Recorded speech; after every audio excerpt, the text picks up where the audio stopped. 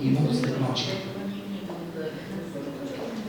Это решение, вы подумайте над этим. Итак, мы движемся дальше. Мы говорим о том, что все замечательно, и мы ищем какие-то потребности, которые осязаемы. Деньги, контакты, ресурсы, чтобы это все было.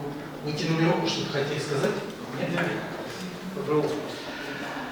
Смотрите, как изменилась экономика, то, о чем мы сегодня с вами будем говорить.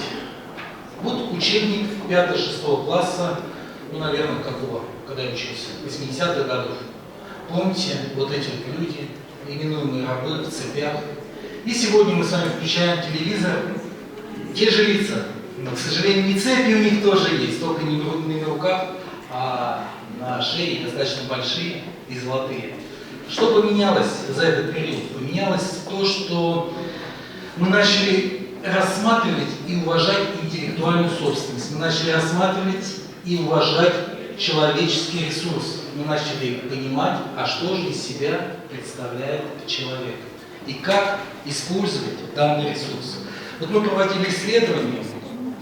У нас в нашей сети есть тоже журнал, мы все, кажется, журналисты собрались, Night Journal, международное аналитическое издание, и пришли вот к таким выводам, что 30% усилий ваш сотрудник, это может относиться и к вам, 30% усилий он отдает работе, выполнению своих должностных обязанностей.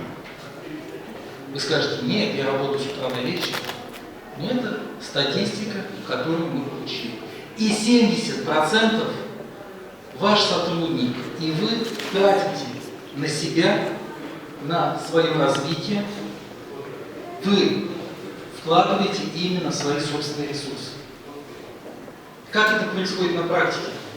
На практике это получается следующим образом. Вот человек сидит, ну если мы говорим о бизнесе, да, он так пришел, ну, ты понимаешь, что он всего 30% энергии потратит, а его загоняют в CRM, в 1С, в различные программы, и он вылезти оттуда не может. И все думают, как повысить эффективность.